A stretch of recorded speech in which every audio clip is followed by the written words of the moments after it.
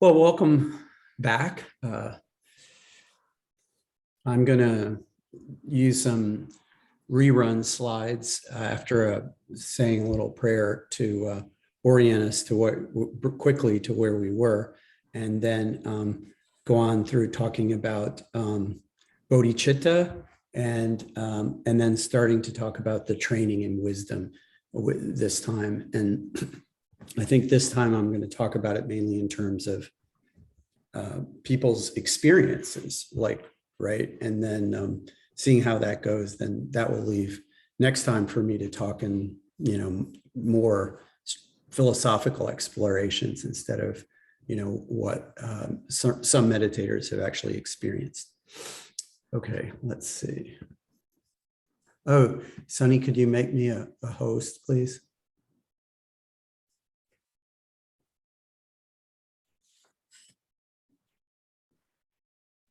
You're muted, Sunny. Well, it doesn't matter. It's there. Okay, there you go.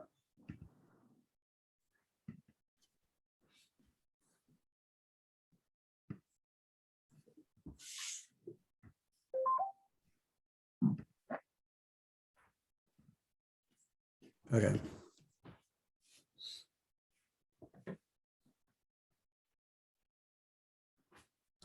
I go for refuge until I am enlightened to the Buddha, the Dharma, and the Supreme Assembly. By the merits I create through listening to the Dharma, may I become a Buddha to benefit all sentient beings. Oh, that's our dedication of merit thing, which I was intending to do at the end. And we did it at the beginning this time instead. Well, I think that's okay. I'll go ahead and start from there.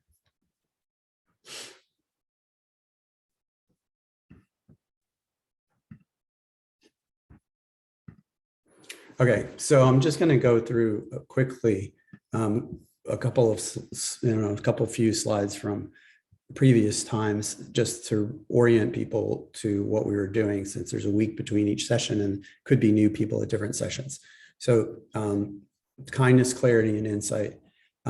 This series of talks is an introduction to Buddhist practice.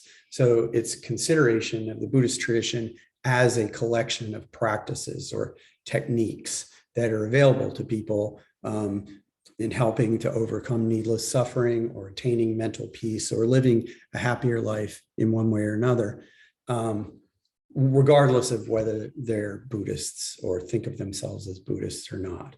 Okay, that's the starting point.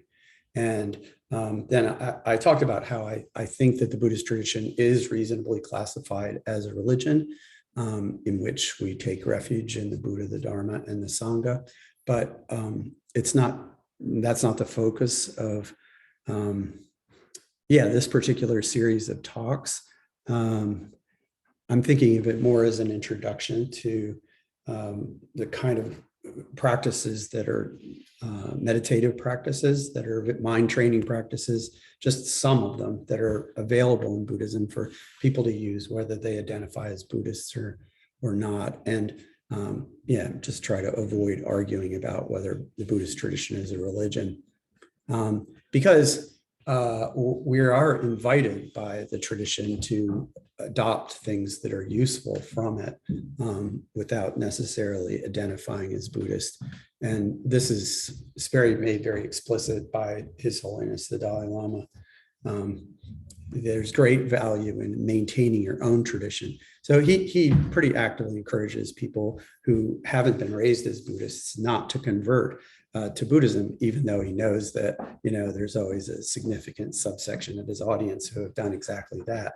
But he's not trying, he wants to really, really strongly avoid pressuring people to think of themselves as Buddhists, and rather to find resources within their home traditions for cultivating the good heart or compassion or kindness, however you want to say it.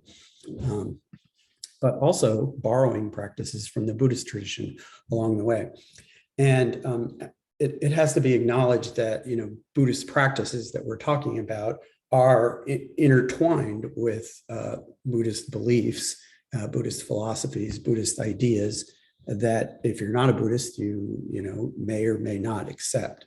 right? And the core Buddhist belief is this idea that we suffer needlessly because we don't see ourselves and we don't see other things around us as they are. We don't see our stuff as it really is because the owner, the I that's the owner of our stuff, we're seeing that unrealistically as well. So yeah, we exaggerate the kind of reality we have. We're going to talk more about that today. So this kind of delusion of an exaggerated sort of self, or an exaggerated sort of objectiveness to how things exist, becomes the growth medium, I was saying, or like the Petri dish in which greed and hatred, jealousy, envy, fear, all of these disturbing emotions that drive violence in the world grow in the growth medium of delusion about who we are in the first place. Yeah. And so I started by, quoting this passage from the scriptures where a deity asks Buddha about the tangle that the world is in. I like this quote because it's like, who can read this and not feel that this is talking about our world today? But of course, right, it comes from maybe 2,500 years ago. So who can get us out of this tangle? Who gets out of this tangle? And the Buddha says, a wise person, well established in virtue, develops consciousness and understanding. And then as a practitioner, ardent and sagacious, they succeed in disentangling this tangle. So this means that we have to cultivate wisdom. We have to cultivate the kinds of consciousness that we have. And we have to establish ourselves in virtue. And we have to do that in some way that's like ardent. In other words, we have to have some degree of dedication to training in these practices. It's not enough like, so if there's 3 different types of exercises that I should be doing in physical therapy, and I do all of them, but I do it like 1/3 as often as I'm supposed to. I'm doing the training, right? But I'm not doing it in an ardent way. And it's unreasonable for me to expect that it won't necessarily have the anticipated result. Yeah. So yeah, the Dalai Lama writing about this text says all schools of Buddhism have in common, they're based on a structure that's based on 3 trainings, right? 3 types of training, right? I guess you could say. And that's training our minds in virtue, which is our ethical discipline, training our minds in becoming more focused and concentrated in stabilizing meditation, and training our mind in wisdom that understands the Dharma and then penetrates into the nature of reality and sees the Dharma as true, right? Through inquiry into the nature of things. And that's what we're be transitioning into, focusing on today, and then we'll talk more about next week. And then just briefly, the usual progression of the 3 trainings is to start with restraining harmful behavior. I start with ethical discipline, especially restraining harmful behavior. When we talked about ethics 2 weeks ago, I was saying, the core, if you go to, what Tsongkhapa says, or you go to, Drebung Gomang, and hear the geishis and when the students debating, it's like this idea that what is ethical discipline, what is the training in ethical discipline?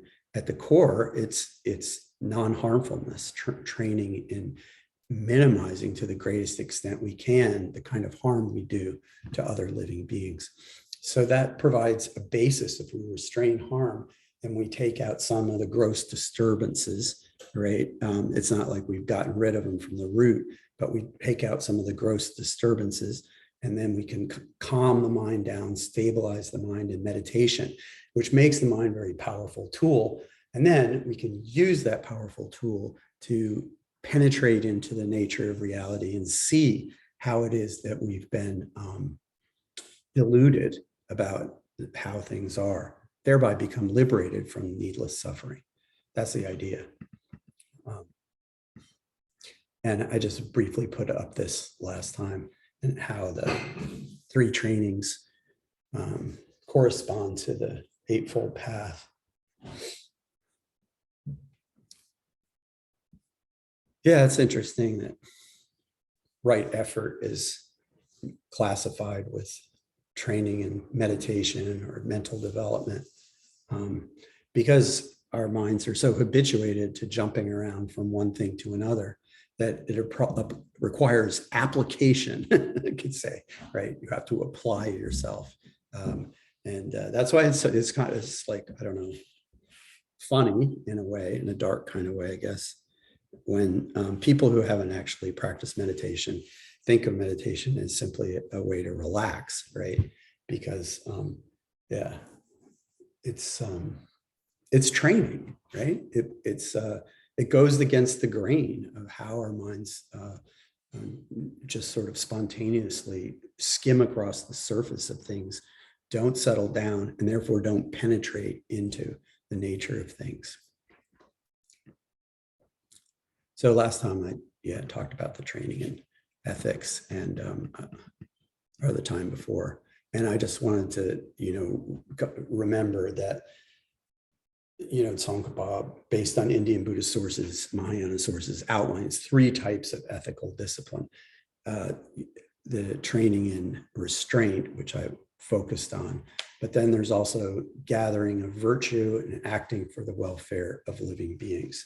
So I'm going to, use that, coming back to those 2 later types, to especially the third, to talk about the cultivation of bodhicitta. Now, last time we talked a lot about kindness, and and what we didn't do was I talked a lot about effective kindness, and that if truly to be kind, you have to apply yourself in trying to figure out how to be more effectively kind, and to think of the Buddha as an ideal embodiment of the most perfectly possible effective kindness, the most effective possible kindness.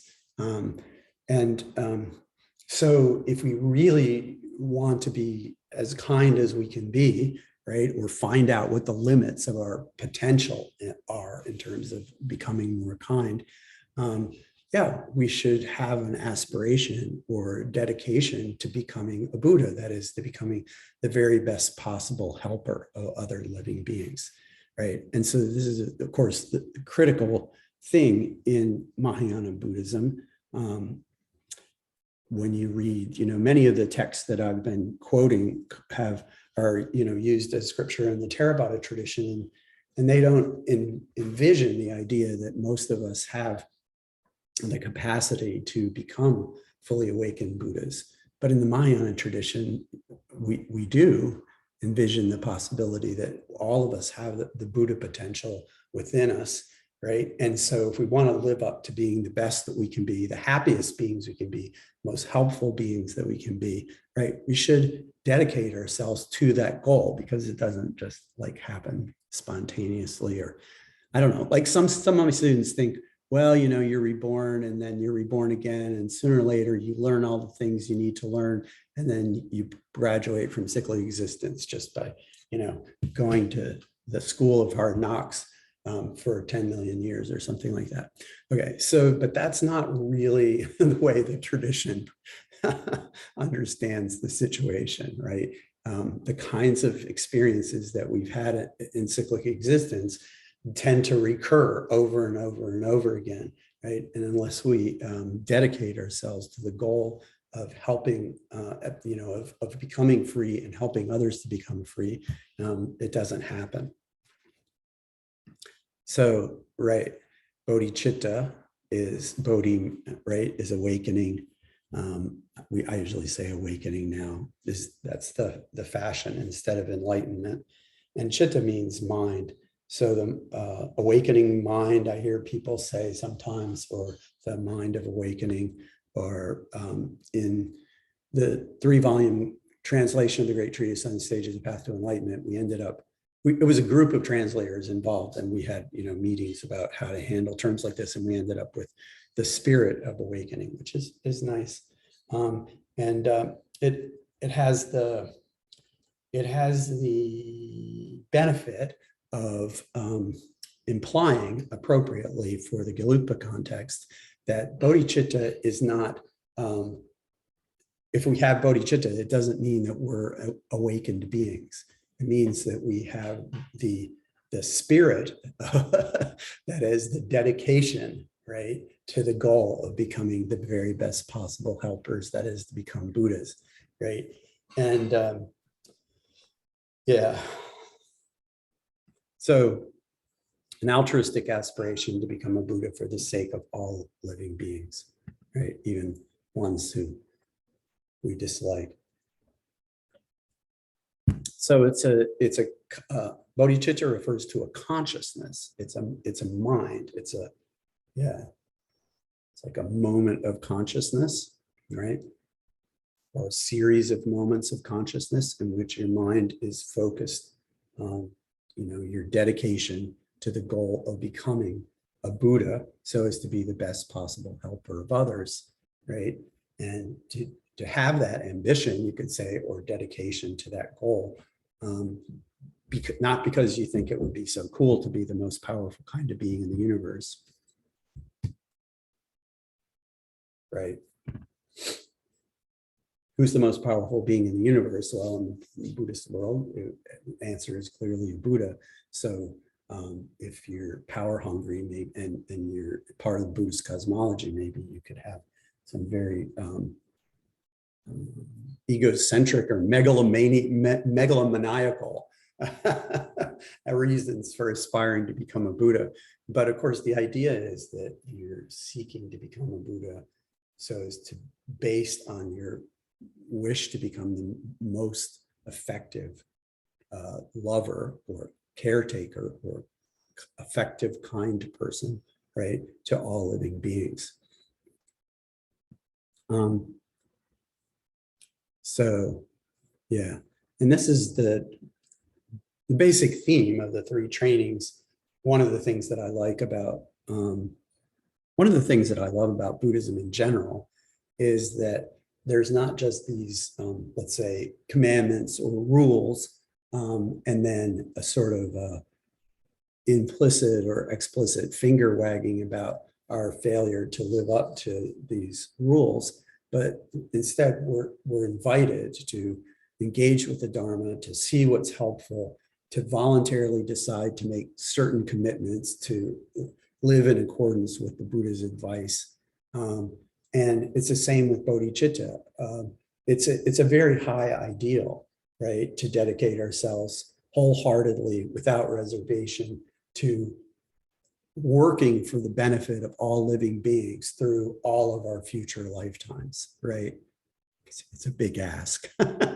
It's like, I think I mentioned, last time, maybe I didn't, I said that, when you dedicate, when you generate bodhicitta and you confirm it by taking a vow as a bodhisattva, making a commitment to actually doing this, then that's a commitment that exists in your mental continuum, like through all of your future lifetimes after that.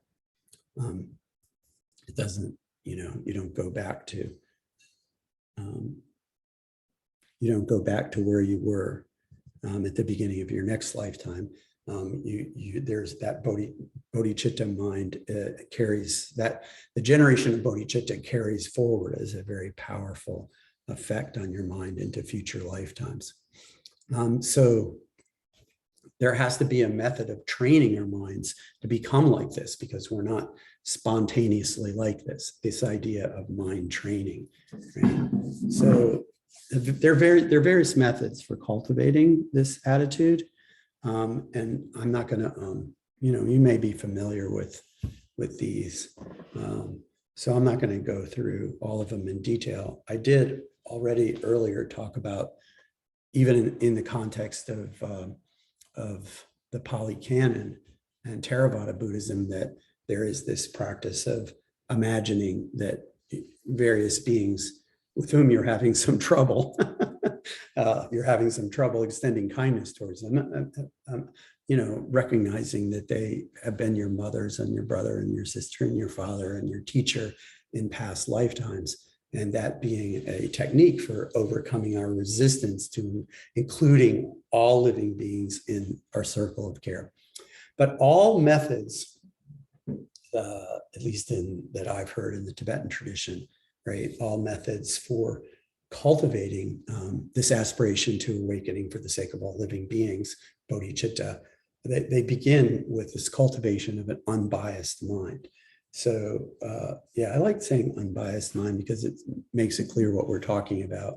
We're all biased, first of all, towards ourselves usually, but then towards certain people that we care about, certain living beings that we care a lot more about than others whom we really don't care about one way or the other, and also in comparison to some other ones whom we would actually sort of take some delight in seeing them come to harm, right? So the word equanimity or equilibrium, a kind of balanced state of mind, is one that's like, what do you say?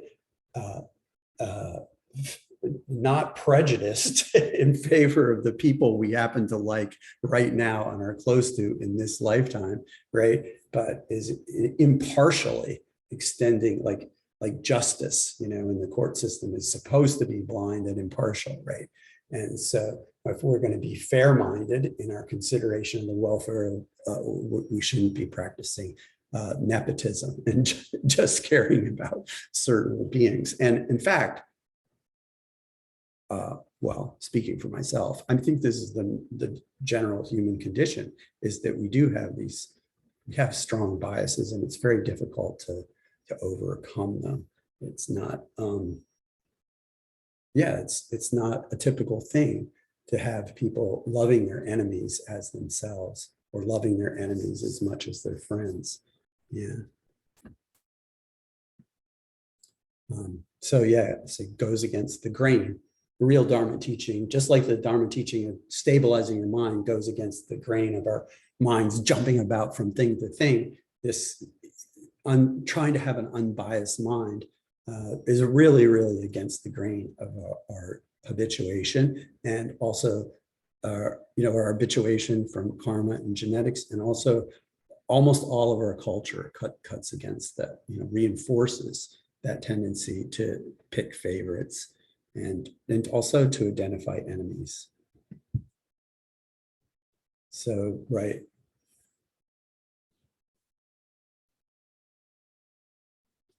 If you just, try to increase your loving kindness without ever starting by thinking about how biased you are in your care for others, then as you practice, to intensify your kindness or your compassion, you do it on such an uneven basis that you can actually become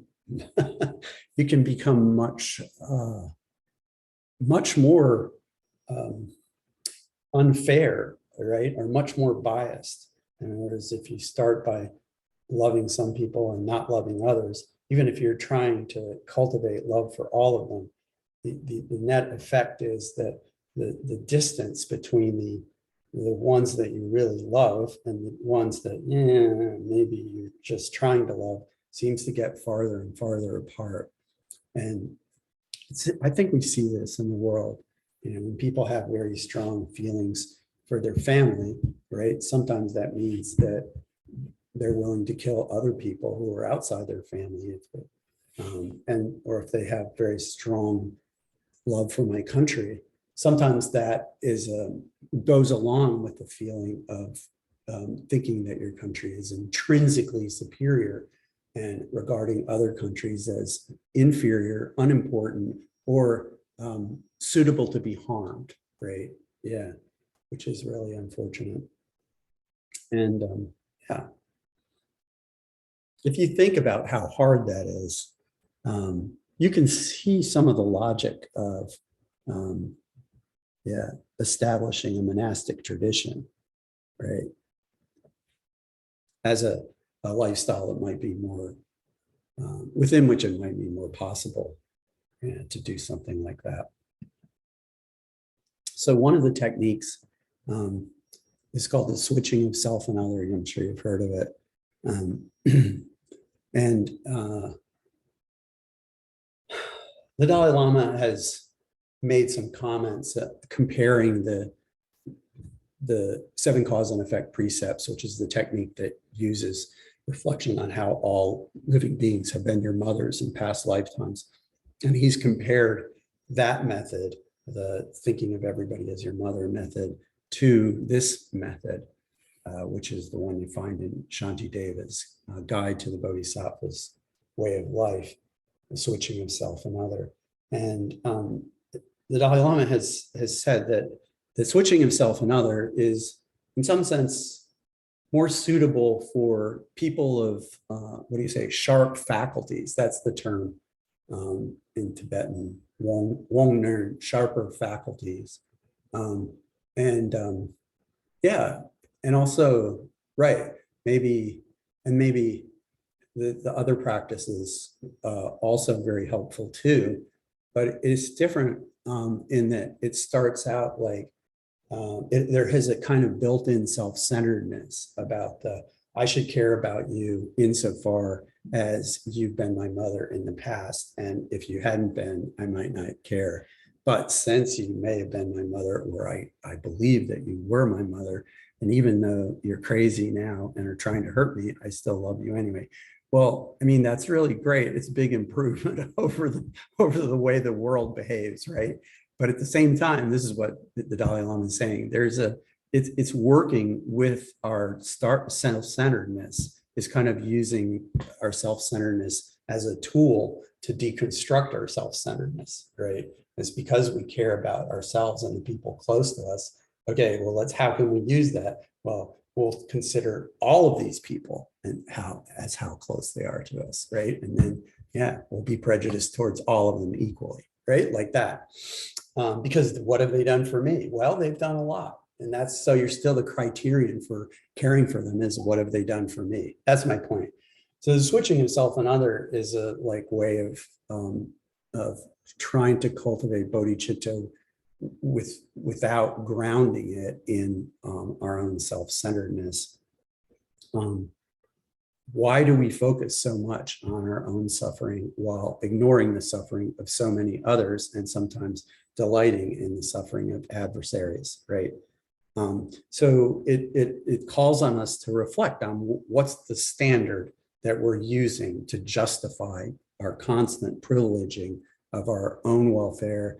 Our efforts are all focused on alleviating even our tiniest personal sufferings, and really not caring so much about the sufferings of other people, usually, except once in a while, right? What's the if you say, well, I care about my sufferings because I'm me. This really doesn't go so far as like demonstrating rational thinking. What does it demonstrate? It demonstrates that, yeah, this is how we're karmically and genetically programmed, is to be self-centered. But if you're thinking, okay, well, how should we be? How would we want to be? We would want to be more rational and fair-minded. And once you do that, it becomes really, really hard to say, okay, here's where I'm going to draw the line, and I'm not going to care about living beings outside that, because these are my criteria. And I've heard discussions among Western philosophers, where they recognize the problem because they want to think of themselves as super rational people and everything's based on reason. And they come up against this problem because it's like, okay, so if suffering is a problem and there's no objective reason to only care about my own suffering, how are we going to deal with the fact that, and this is what I've heard many philosophers in the West say, how are we going to deal with the fact that this goes so strongly against our intuition that we have to prioritize our own welfare and that of people close to us, right? Well, so I thought they start out by saying we're going to use the method of reason in philosophy, but then when that reason bumps up against their intuitions, right, then they have to make some adjustments and try to figure out how reason can be used to justify their intuitions that we need to be biased. Well, where do these intuitions come from? They're not coming from reason. They're coming from your conditioning by culture, karma, and genetics. There isn't any objective standard. So, one type of meditation that you can do in the switching of self and other training is to imagine yourself as a judge, right? Where, you need evidence and arguments, right? And think of yourself sitting, trying to be an unbiased judge. And your left hand is you, you as the suffering being pleading for relief. And you're in real pain, right? And on the other hand, there's all the other living beings in the world and all of their pain and misery. Or if that's too much, then just take, a certain subset of those living beings in the world, right? And the misery that they have, right? And then think as a judge, and when I'm trying to be fair, how am I going to balance the interests? What would be a reasonable way to approach this situation? Guy's argument over here from my left side is that he's Guy, he's me, and he really hurts. But is that a persuasive argument in the face of the fact that there's so much misery on the other side?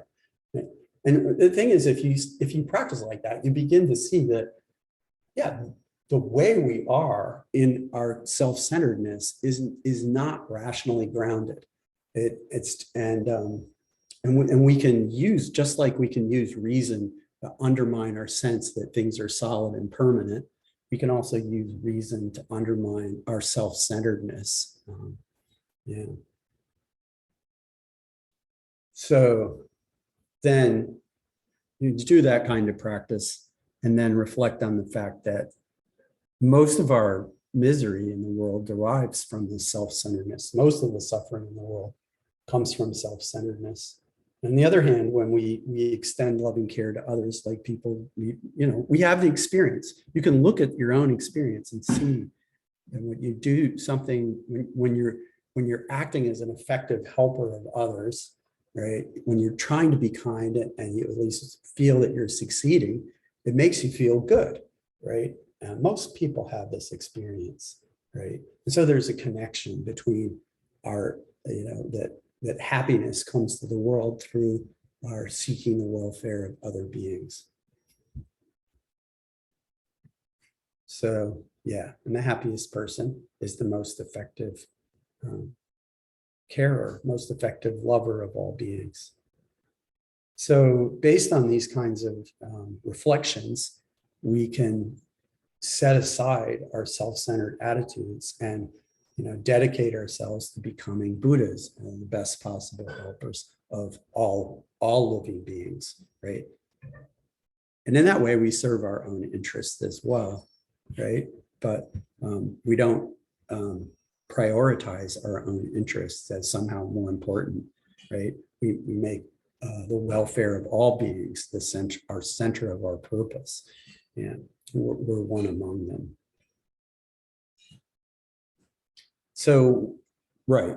So suppose you do that and you do it a lot until you get a feeling, a sense, an aspiration, a genuine commitment, right, to this idea. Then the practice is to say ritualize it. That is, do a ceremony or a ritual that is confirming in your mental continuum, your stream of consciousness, this commitment, right? Which think of as taking Bodhisattva vows, right? And so in doing that, oftentimes some passages from Shantideva's Guide to the Bodhisattva's Way of Life are used, and this is just a subsection of that passage. May be a guard for the vulnerable and a guide for those who journey on the road. For those who wish to cross the water, may I be a boat, a raft, a bridge.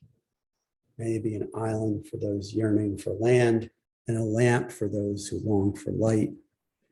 And right, it goes on in that vein, like whatever it is that beings are needing, I dedicate myself, aspiring to become that for them, right?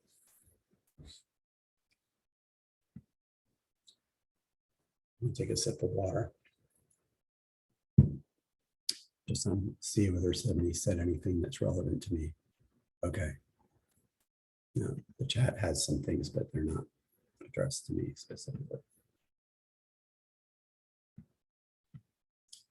So, right. Now I want to transition into talking about the third training, the training in wisdom. I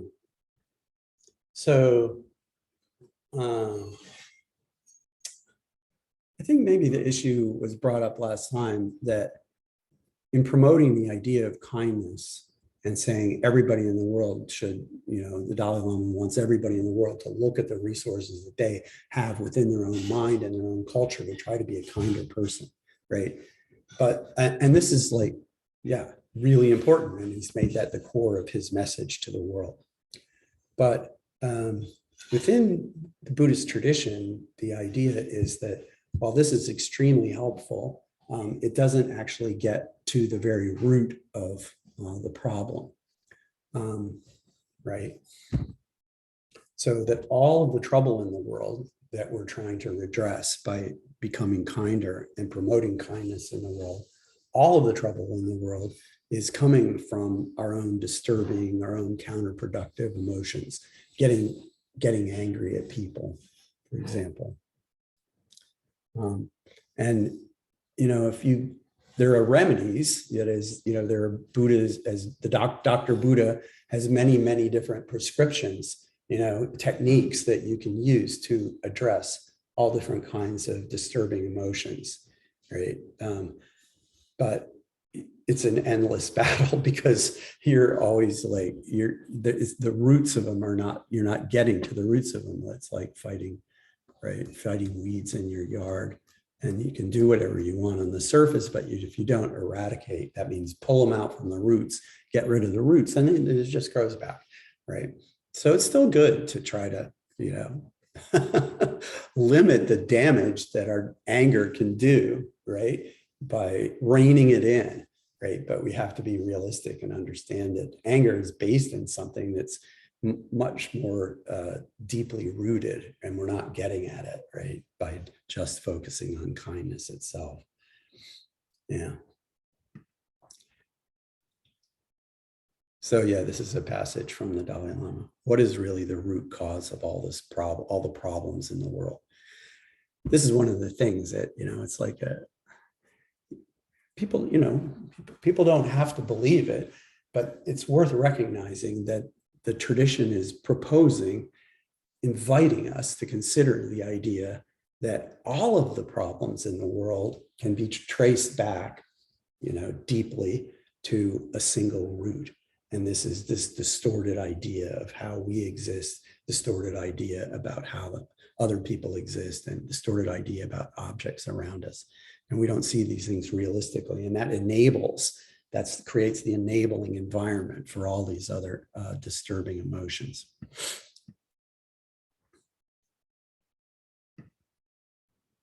So I was thinking about how to try to characterize the training in wisdom in general, and in a way that is faithful to different Buddhist traditions. And I came up with this phrase, that systematic inquiry into how things are, or systematic inquiry into who we are, that goes beyond, oh yeah, I'm Guy or something like that. But who are we, in a fundamental sense? You have a technique of mind training that systematically moves you to probe what is the basic nature that's operating here, right? This is taking us into a kind of training in wisdom, and it's done differently, right? It's done very differently in different Buddhist traditions, but I'm just offering it up, the idea that whether you're doing meditations in Gelugpa, or you're doing a meditation in Rinzai, or you're doing meditations in the Vipassana tradition, it's pretty clear that these are all different ways of probing the question, who are we really? And they use like different techniques, but they're all trying to engage in this ask more deeply. Don't just skim across the surface and don't just accept appearances as real just because they appear that way, right? But say like, okay, so I know that just like my senses deceive me sometimes, my mind can be deceiving me all the time about who I am and what's really going on. And so I should, question the appearance of a vivid self here that needs to be protected by getting angry at somebody. Right.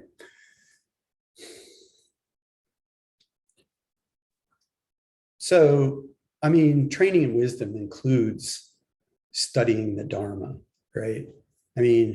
In the Gelugpa tradition, it's very clear, and it's emphasized that if you want to become, this is a Gadamba saying, actually.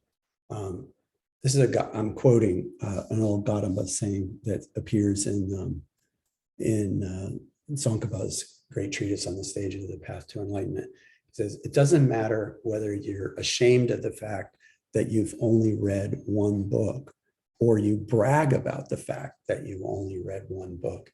Either way, you're going to have to read a yak load of books before you become Buddha. Okay, so yes, why would somebody brag about only reading one book? Because they think books reinforce discursive conceptuality. And when they listen to their teacher's words, right, and they can go into meditation based on those instructions without actually having to learn anything. And that would clearly be superior to these other people over in the Gelugpa system who are spending a lot of time strengthening their conceptual understanding, right? So yeah, that's what the Gautama says. It doesn't matter whether you brag about it or ashamed, you're reading one book or you're ashamed of it. You end up in the end, you have to engage at a conceptual level in understanding ideas in the Buddhist tradition. So that's a kind of training in wisdom, right?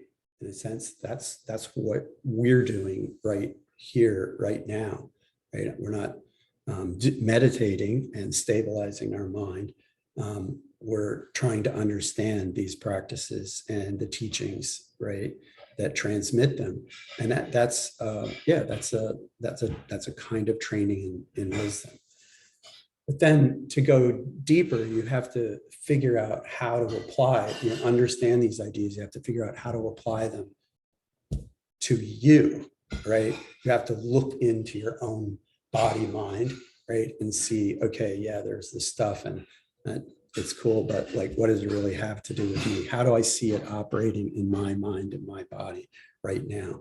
And then if you begin to, go through the world, looking at things, right? Looking at other people and applying things that you've learned in the Dharma to situations, right? Then you begin to integrate it into your, and it goes beyond the level of just remembering the words in the right order, right? And beginning to take it into your heart. And then to go beyond that, you have to have some kind of ability to stabilize your mind in meditation, right? If you're able to make your mind in very calm and clear and one-pointed and it's focused through training and concentration, then you have a much more powerful tool, for examining what it is that's really going on here. It's like you have a laser beam that can cut beneath the surface of appearances and see what things really are at a deeper level, right? Yeah.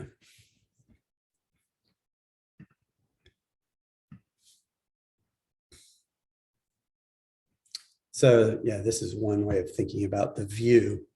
The human being is part of the whole that we call the universe, a limited part. And this is a person who, yeah, this was written in a time. I didn't fix the pronouns. This is how it was written. He experiences himself, his thoughts, his feelings as something separate from the rest, a kind of optical delusion of consciousness. This is a really powerful phrase, optical delusion. Because I've talked about delusion, or confusion or ignorance, this false imagining that we have a self that's more real than it is. But an optical delusion is like a made up word, made up phrase, right? That expresses the idea that this delusion seems to us just as real as what we see right in front of our faces. And in fact, what we see right in front of our faces, the very way that things appear to our senses, is already contaminated with this delusion, right? And this delusion is a prison for us that restricts us to our own personal desires and to affection for a few people nearest to us. And our task is to free ourselves from the prison by widening our circle of compassion to embrace all living creatures and the whole of nature in its beauty. Those two slides are from a letter by Albert Einstein. So I think there's like a super strong overlap between what he's saying and the Buddhist idea that we suffer needlessly because we don't see things as they are, and that we have the possibility and the task before us of trying to escape from the prison that this delusion creates from us, which is called cyclic existence from Buddhism. Right. So, right, we have I just posit like one of the greatest Buddhist fiction writers today is the novelist and short story writer George Sanders, who's a Buddhist practitioner, and he's written that we have built in, or in other words, it's innate for us to have certain kinds of confusions, right? This is his way of talking about the same thing Einstein was saying. And confusion one, that we're the center of the universe. There's a story unfolding, and it really can't happen without us being at the center, right?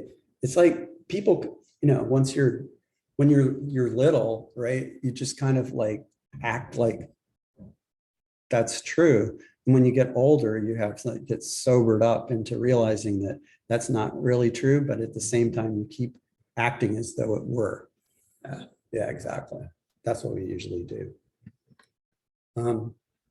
That we're separate from everything else, right? So in fact, there's like this profound interconnectedness between us and kinship between us and other beings, as we were talking about last time. But we don't experience that kinship or interconnectedness. We think it. One Buddhist teacher said the fundamental problem is that I think I'm in here and you're out there. That sense of distance or alienation. It's true. I am not the same person you are, right? Exactly. But the sense of ourselves as being separate from the objects around us and from other people is like exaggerated in the way we perceive the world and interact with it and think of it. Just think about, it's like how unrelated to you various objects and people and situations in the world seem. You can see that this is true. And also that we're just naturally here. we don't, yeah, it's true that, I'm grateful to my parents and so forth. And yeah, we thank the farmers and the essential workers and so forth. But at the same time, I feel like I'm able to be me independently of them. Yeah, right.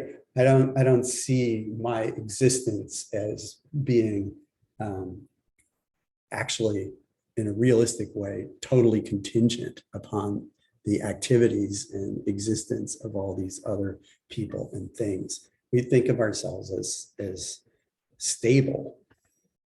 Well, I'm just real and I'm right here in and of myself. I exist in and of myself.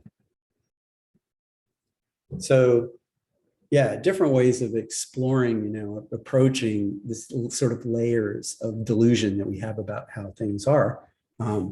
There's, let's see how we're doing. Yeah, so there's impermanence, and one kind of, one way, of course, that we have talking about fundamental reality is emptiness. That is the absence in things of some exaggerated type of reality that we've been projecting onto it because of these innate confusions or because of things that we learned in religions or philosophies. The easiest one is this idea that we don't really think of ourselves as impermanent. They're in The Death of Ivan Ilyich, right, by Tolstoy.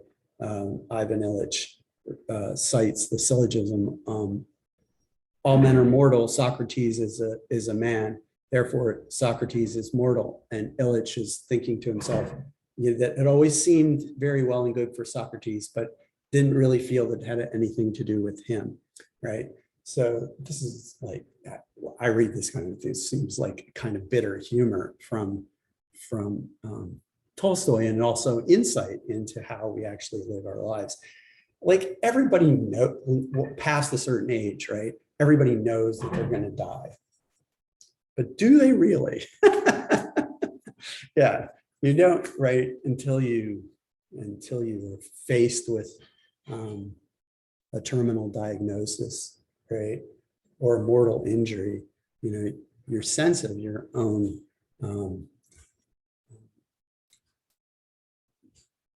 that your own life has an endpoint is very tenuous, right? Or it's almost theoretical. It's like, yeah, we know it's true, but it doesn't seem like it really could be. Yeah, like that. So this is like why Buddhism, this idea of saying, no, that's that's a basic delusion that you could easily get over by noticing that, like, everybody dies. And so in certain cultures, right, certain Buddhist cultures in Asia, Buddhism becomes strongly associated with funerals and strongly associated with impermanence and the passing away of things, because it's the easiest delusion to understand, is that at a very gross level, we don't really existentially accept our own mortality, even though intellectually we always know that it's true. So Buddhism serves this function, to sort of dealing with death, reminding people of death, right?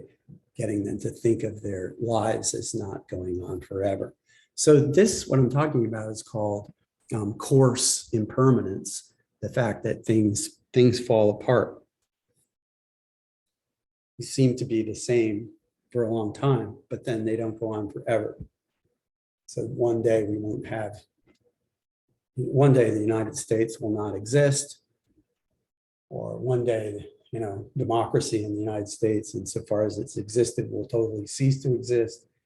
I mean, right? It's like, what are the countries that have lasted forever or have maintained, the same kind of political system forever? And the mountains seem very solid, but they're actually changing, and they're definitely all going to completely disappear at some point. Traditional cultures, languages, right? Like in the Buddhist tradition is saying the Buddhist tradition, as opposed to the Dharma, the Buddhist tradition as being like a transmission of the teaching through time and culture, is impermanent, and it changes, right, as it moves from country to country, and it moves through time. And the general traditional idea is that it's getting weaker over time, and it will eventually disappear, right? And then have to be, brought into the world again. And that's very interesting, to have a religious tradition that's proposing, is true enough to its own ideal of impermanence, its own recognition of impermanence, its insight into impermanence, to apply that insight to itself as a tradition, right? Yeah. I may have told a story before about, going into teaching a Buddhism class one time in a small auditorium and sitting up on the table to get ready to talk to a very large group of students. And then in the very next instant, I was sitting on top of a pile of rubble because the table wasn't even recognizable as a broken table. There wasn't any table. It just turned into a bunch of like sawdust and tiny wood fragments and so forth. It's quite remarkable. It's, it's like that table, who knows how many decades it had been sitting there. And because it looked it looked to me the same one day as it did on the other. And, I just assumed that it was the same table, right? And that it would just keep going as it had been so far, right? Yeah. So course impermanence is the first kind of clue that we have. That we're seeing things unrealistically. And then there's the fact that everything's constantly changing all the time. And this is a little harder for my students to get used to this idea, because they really strongly believe in themselves as permanent selves, right? And as a real permanent self, they are somehow also moving through time, but still always being the same person, right? And of course, that is not what's happening from a Buddhist point of view at all. If you say, well, what is this permanent self? It's like you can't ever find it, because everything in your mind and everything in your body is changing. And you can recognize that if you look, in the mirror.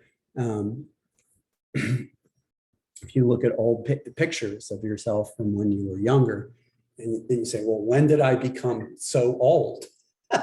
It wasn't on when you turned 40. It wasn't when you turned 21. It was like, let's just start by saying it's every microsecond. You're a little older, right? And you're a little different than you were before. So this sort of continuity of change, tradition talks about momentary change, right? Instant by instant change. Things are changing faster than we can notice. And the us that was there a second before is not exactly the same, right? Me in this moment is downstream from the me that started the sentence. And it's like that with everything, right? And so there's a lot of examples and teaching about subtle impermanence in the Buddhist tradition. But one of the things you can learn, by thinking about first coarse impermanence and subtle impermanence, is that so when people try to describe impermanence and they say, oh yeah, the Buddhist tradition really helps open our eyes to the fact that things change, right? Okay, we can say that's a good start. But what are these things that change? And people change, things change. When we talk like that, we tend to think that there's some solid, discrete, identifiable person, and that solid, discrete, identifiable person somehow remains the same and becomes different. It's like, in other words, when you say things change, well, there's not. Is it exactly the same thing at one time and then in another time? In order to change, it would have to be, if you say a thing changed, it would have to be the same thing, but then to have changed, it would have to be a different thing. I don't know if you follow what I'm saying. It's like this whole idea that there are real things that are stable and we can know what they are, but at the same time, those things are constantly changing. It's a contradiction. And my point is that when you really think about impermanence, it undermines your idea that there's like some kind of real thing that you can pin down and grasp hold of. What we have is not even a super rapid series of moments, but we have a continuous flux, right? A continuous flow, where you can't, every time whenever you try to point at something, by the time you point at it, it's always, the river has already gone by. So yeah, it's like looking at when you really try to watch your mind and see how fast it's changing, it's like watching a flame flickering or watching the water in the river.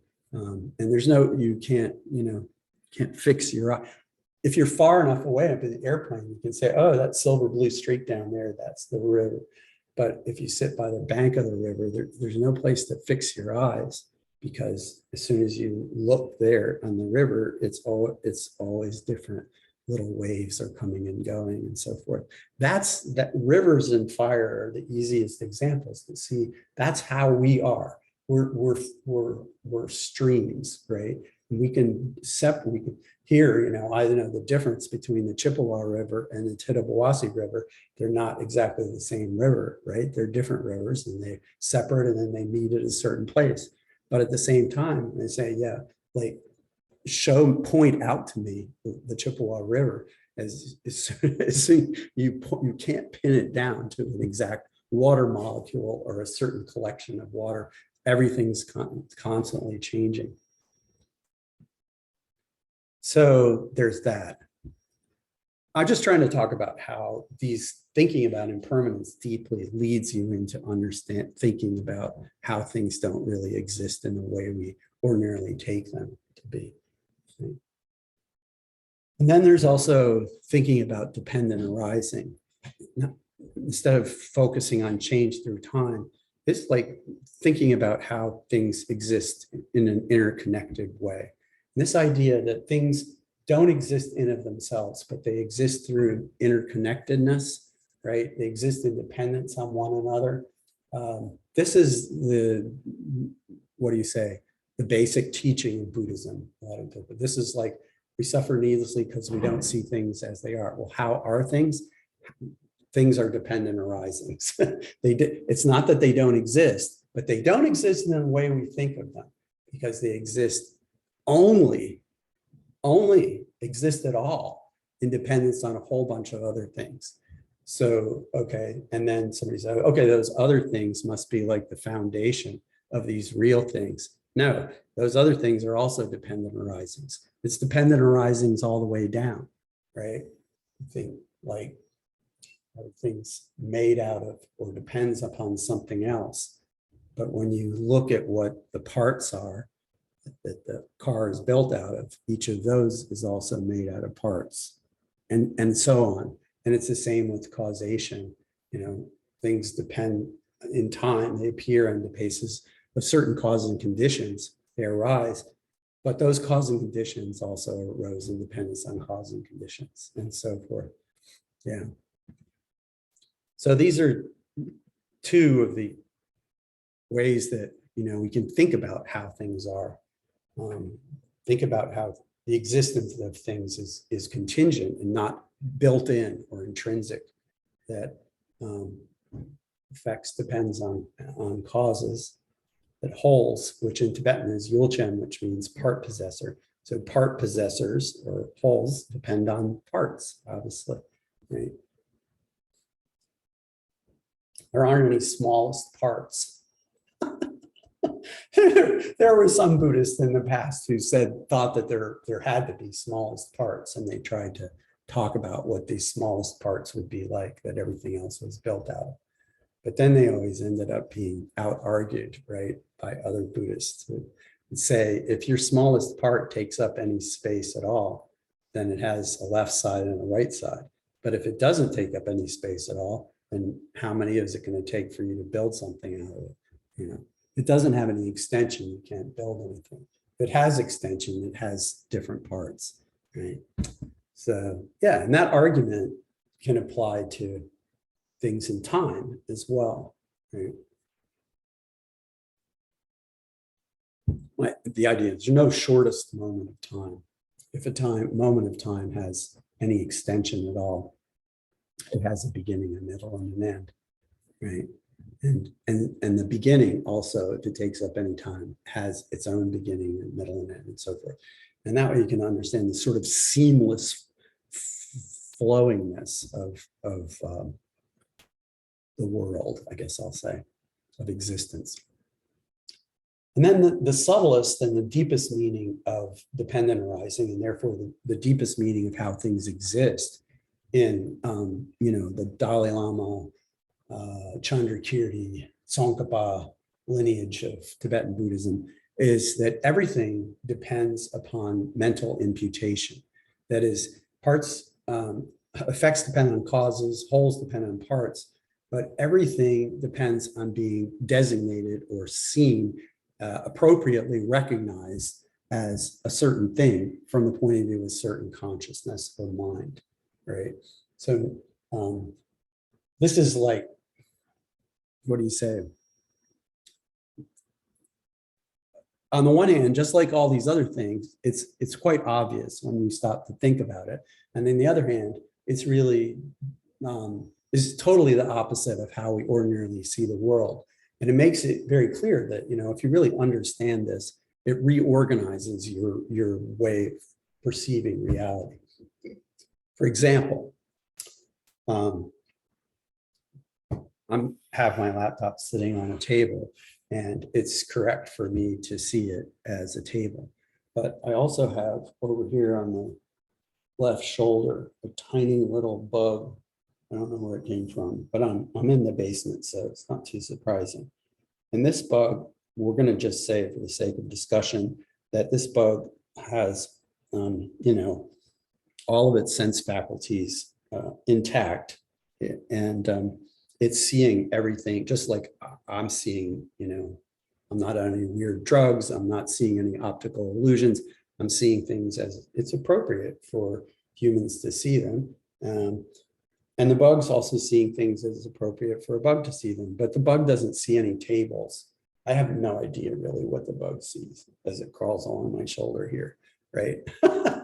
And it's like, well, if there were a table that were here, just in an objective, independent sense, apart from its relationship to a mind, right? Then why would the bug, which is also right here next to the table, and doesn't have any problem with its sense faculties, why would it not also perceive the table?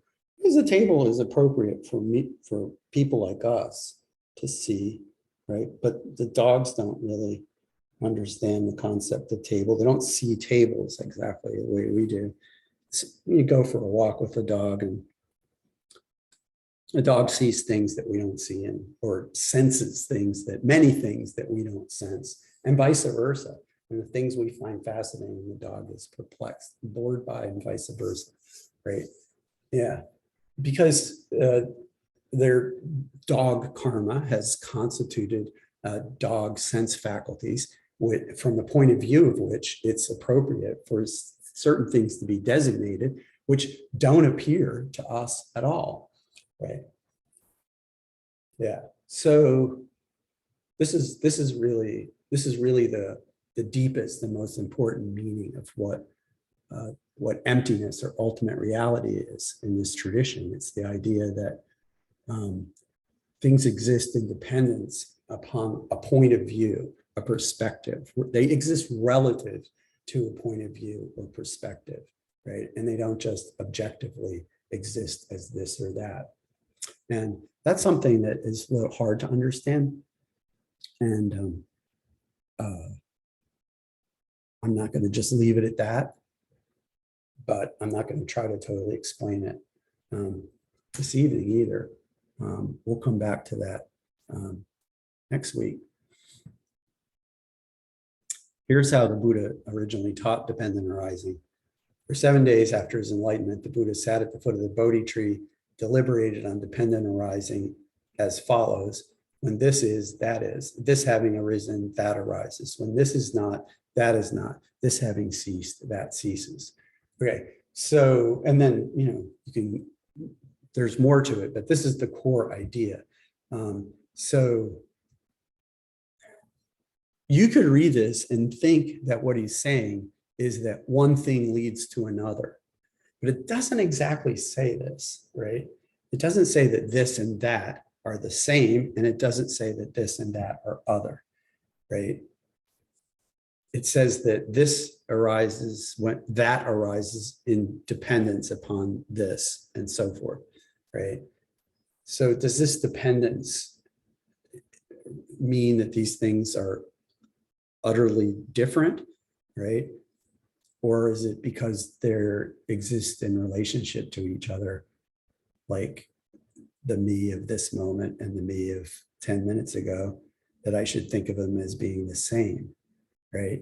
If you say that they're the same, then you're negating the idea of change. And if you say they're different, then, how do you explain the fact that I only remember the things that I've been saying, right? And don't remember the things you've been experiencing during that time. So this problem is not unique to Buddhism, raising this issue of identity over change.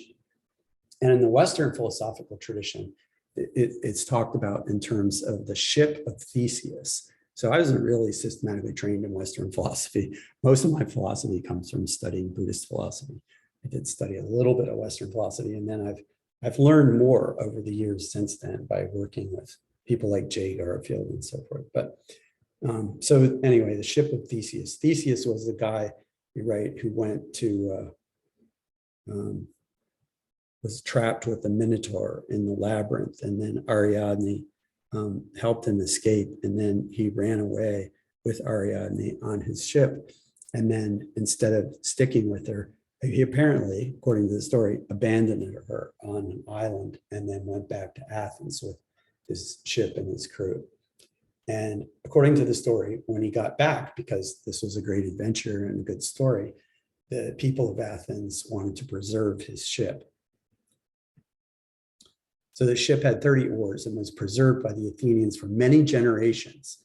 And to do that, as they took away all the old planks as they rotted, and then they put new and stronger timbers in their place, until you get to the point where there aren't any of the original parts there at all.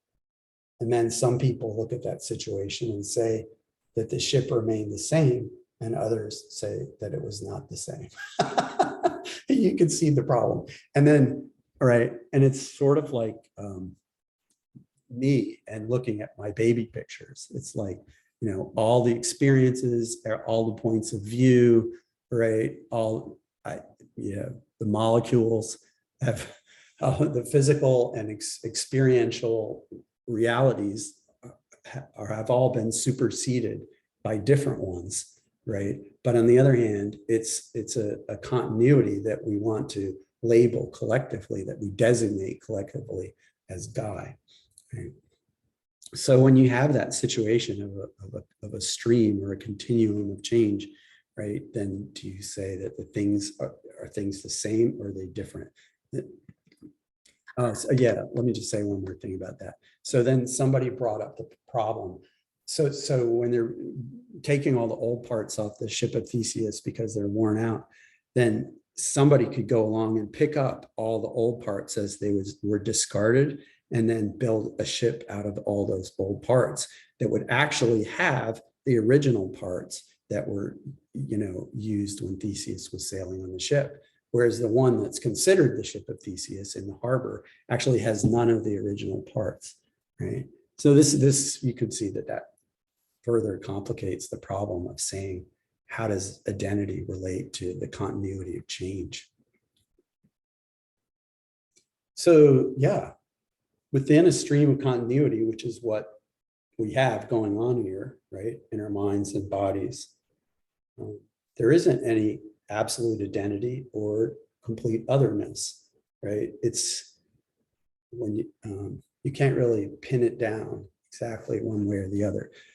We can, So for there to be absolute identity in a stream of continuity, this is actually from a Buddhist text, that these words, there would be no forming of curd from milk. If you leave the milk out overnight, right, then is it the milk in the morning, it's in the glass on the counter, the same milk or different milk from the night before? If it's the same milk, then it wouldn't be spoiled, right? But if there were absolute otherness, the curd would not be derived from milk. I mean, curd would be its own thing.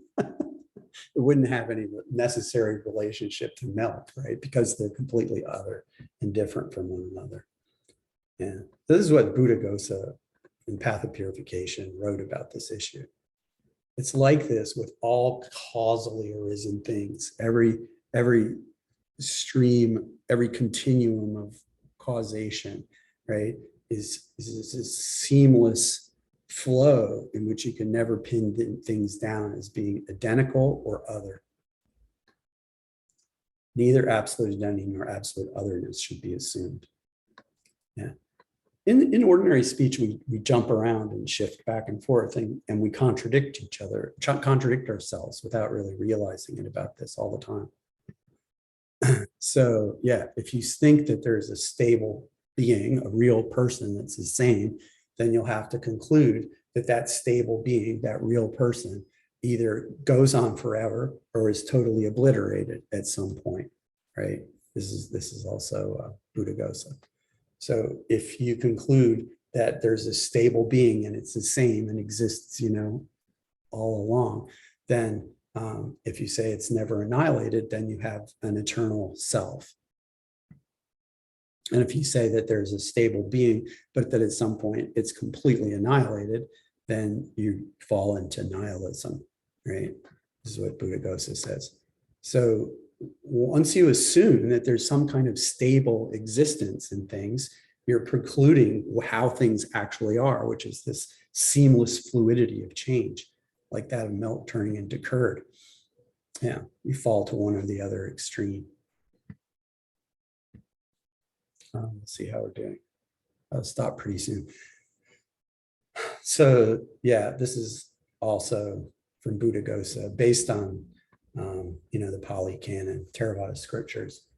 When component parts are arranged in a certain way, there come to be terms like car, house, lute, fist, army, city, tree, right? All of those things are made out of other things. And your fingers and your palm have to be organized, and your thumb have to be organized in a certain way. And then we look at it and we say, oh, that's a fist, right? Yet when you examine parts, right, each of the parts is examined, you don't find the house, you don't find the fist, you can't find the car when you look at all of the car parts lined up on the driveway. And it's just like that with the mental and physical aggregates, the mind and body. It's like it's convention or common usage, right, to say a person, a being, that is designated. And in our philosophy, we say it's appropriate to use those things. That's what it means for a person to exist, for it to be designated in relationship to a collection of parts. But when you do this inquiry, wisdom, insight inquiry, you say, what is, okay, so there's a person, yeah, but what is that person really? When you ask that question and you look in deeply, right, and you look at each part of your body, each moment of your mind, you can't find any basis for this persistent or recurrent sense of an I or ego grasping onto an ego. And if you really get that, right, that's seeing things as they are. That's what Buddhaghosa is saying. So this is like a poetic expression of this kind of intimacy that exists between things, which we normally don't experience this way. So Thich Nhat Hanh has this, basically a poem or a little riff called, and I use this at the beginning of my Buddhism class at the university because I think it kind of like in a poetic way, it introduces students to what's interesting and important about Buddhism, or one of the things it is anyway. Instead of starting with, there were the Aryan invasion of India, and then there were the Upanishads, and then there was Mahabharata, and then we get around to the life of Buddha. It's like none of the students are going to care about that unless they hear something about Buddhism that seems real and related to the world as they experience it now. So that's why I start with this. There's a cloud in this piece of paper. Without a cloud, there'll be no rain. Without rain, the trees cannot grow. Without trees, we cannot make paper. So the cloud is essential, indispensable, right, for the paper to exist. There's no cloud, there's no sheet of paper. So Thich Nhat Hanh calls this interbeing. The cloud and the paper inter-are. If we look deeply, we see that in the paper, there's also the sun. Nothing can grow without sunshine. So the paper and the sun also inter-are, inter-exist.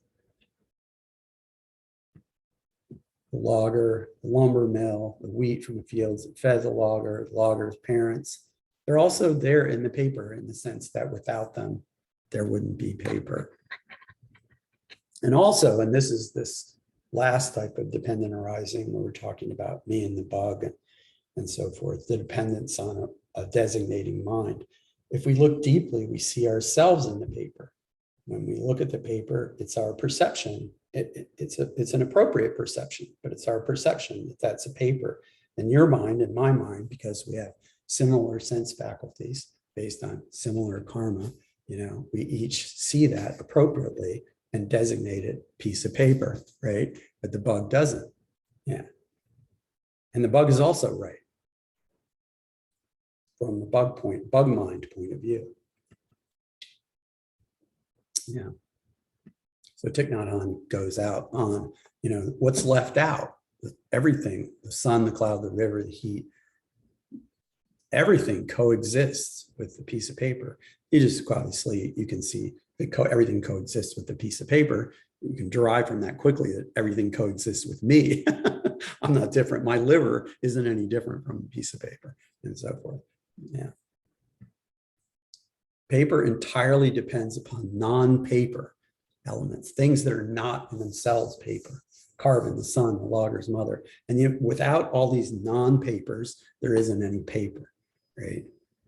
Yeah. There are all these non-paper things. It's not like paper is just paper. Paper is paper insofar as it depends on everything in the world that we can't call paper. That's what he's saying. So to be is to interbe. We don't experience this kind of intimate, indispensable interconnectedness with the rest of the world, but we're inevitably vast and include everything that we think of as other than ourselves is really not so other, but like intrinsic or necessary for us to be what we are moment by moment. So when we pay close attention, as we do this wisdom inquiry to who we really are, there isn't anyone else. There isn't anyone who's truly other. There isn't anyone who's left out. And if you really have that kind of mind, right, then kindness isn't a chore or an obligation, right, or a sacrifice that you're doing to get some virtue points. It's just a natural responsiveness, a natural activity. Like, yeah, my right arm scratching my left elbow when it itches, right? And not needing any credit. I feel that this is what Jesus meant when he said, don't let the left hand know what the right hand is doing. Yeah, the right hand is giving to the poor, and it just does that. It doesn't need to be congratulated by the left hand, right? Yeah, and it's that kind of spontaneous, reflexive care that's like the idea of an awakened mind. That's what Thich Nhat Hanh's getting at. Yeah. Okay.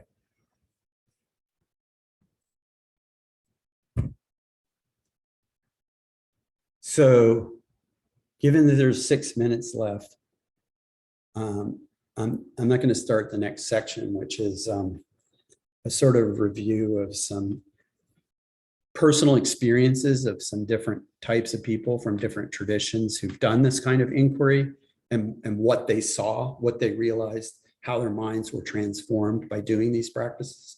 And I'll just have to reserve that for next time. Yeah. Any questions? Comments? It's sunny.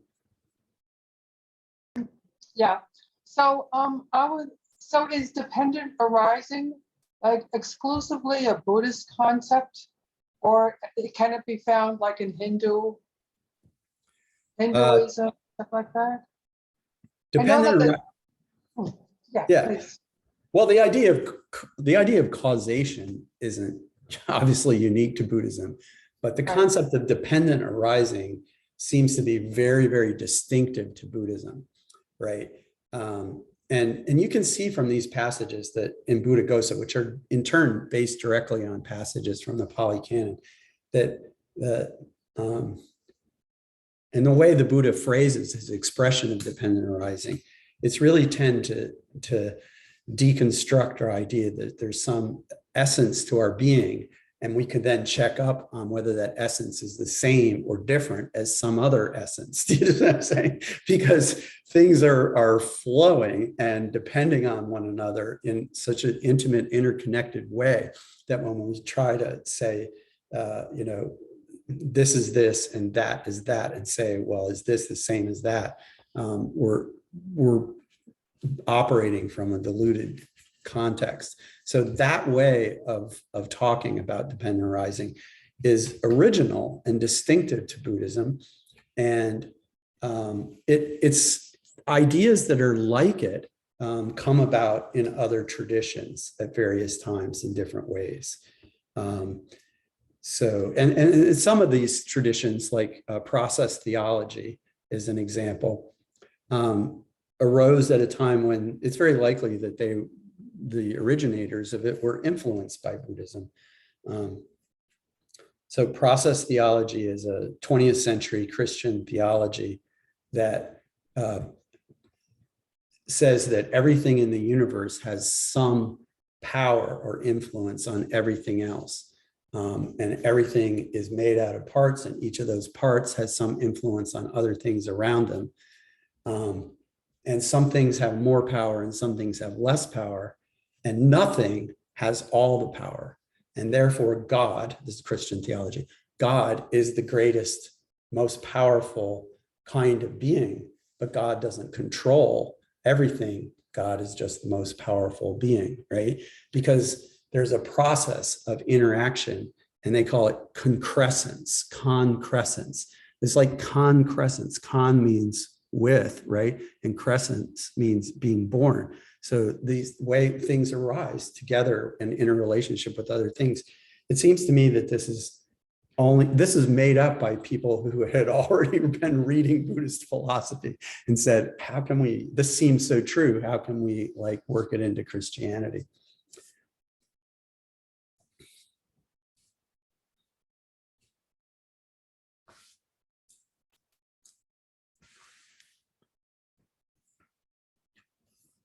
Oh, Abelardo. Yes. Over recent years, one sees a lot of Buddhist scholars, particularly, or practitioners, who are trying to relate these philosophies based on dependent arising with the quantum paradigm, contemporary physics, the idea of wholeness in the universe. What do you think of that approach? Well, I think it's led to some interesting insights. You've probably seen the book, the Universe in a Single Atom, right, by His Holiness the Dalai Lama. Yes. And a lot of times, not just the Dalai Lama, but you'll hear other Tibetan teachers make these kinds of comparisons. So I think I look at every time somebody makes a claim about how now finally quantum physics is discovering the same thing that Buddhists have known all along or whatever like that. I try to evaluate exactly what they're saying. And I try to evaluate each of these claims on a case-by-case basis, right? In other words, you have to start by recognizing that the contemporary Western scientific tradition is a very different thing than the Buddhist philosophical tradition. But they're both attempting to penetrate into the fundamental nature of things. So, but they're doing it with very different means and techniques. It seems to me that it's maybe natural that there would be overlap between the kinds of things that they would discover. But so, for example, one of the ways of talking about the, Schrodinger's cat problem has kind of gone in the direction of saying, well, you need to have a mind there or consciousness present to see, to break the collapse the wave function and for the cat to be either alive or dead. I don't know if other people know what I'm talking about, but it's like, so that I've heard the Dalai Lama and other people say, well, this is like Western physicists are discovering what Buddhists have known all along, that mind is essential to the existence of the universe. So I don't think I think that is stretching a point, let me put it that way. Because the idea that I don't think that that's the best explanation of what goes on with Schrodinger's cat. And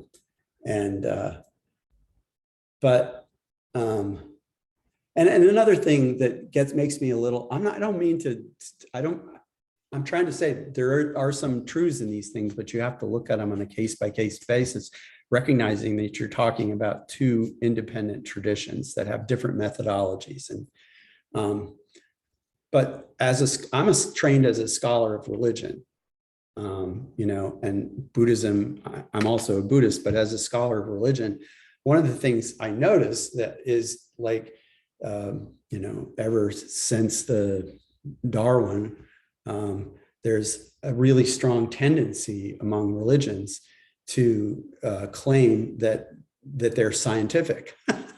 That science is implicitly recognized as the gold standard of knowledge, not just by Buddhists citing quantum physics, but by New Age people and by Hindus, who are talking about all the ancient, chariots that could fly and how this shows, and it's like, and by Christian Science, right? And it goes on and on like this. I mean, there's Japanese new religions, for example.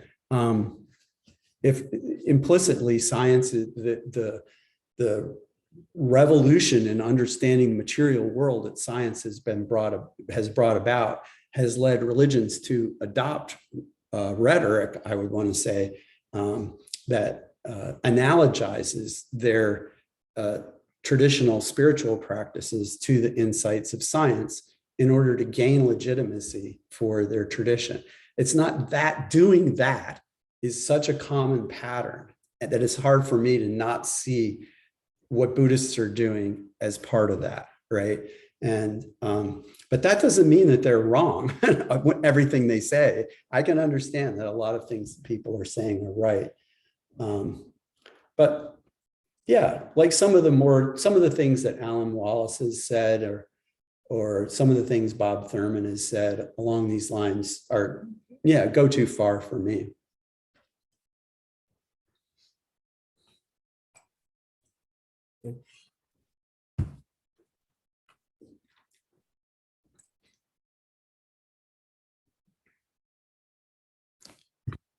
And that is our time for tonight. Yeah.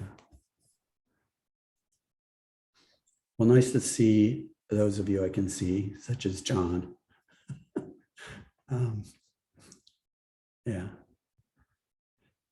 People can email me between, I don't know, let me just write my email in the chat.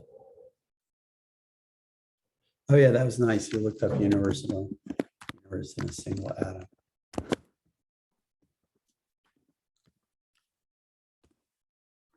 Yeah. So yeah, if you have more questions that you don't want to hold until next week, or you just want to ask to me privately, you can send it. And then next week, we'll start by looking at stories about, I think, 3 or 4 different specific practitioners doing, inquiry into the nature of reality from within their own tradition and the kinds of experiences they had. And then, time allowing, after that, I'll come back to this question of what does it mean to say that things are merely designated? Okay. Oh, Dharma office hours. Oh, good to remind me of that. Okay. All right. Guy, I'd Yeah. like to point out, thank you, Sheila, for putting that in the chat, that they're June 29th from 7 to 8 o'clock. That's very important. Yes. I will double check to make sure it's also on my calendar because otherwise, yeah, it would be to no avail. All right. Yeah. Okay. So let me see. Let's go back to, can we go back to, can I find that dedication slide again? I bet I can. Oh yeah. Oh, this is the other one. Oh no, this is good. Okay. We'll just do this one. I go for refuge until I am enlightened to the Buddha, the Dharma, and the Supreme Assembly. By the merits I create through listening to the Dharma, may I become a Buddha in order to benefit all sentient beings. I go for refuge until I am enlightened to the Buddha, the Dharma, and the Supreme Assembly. By the merits I create through listening to the Dharma, may I become a Buddha in order to benefit all sentient beings. I go for refuge until I am enlightened to the Buddha, the Dharma, and the Supreme Assembly. By the merits I create through listening to the Dharma, may I become a Buddha in order to benefit all sentient beings. Okay. Thank you, everybody. Hope to see you next week.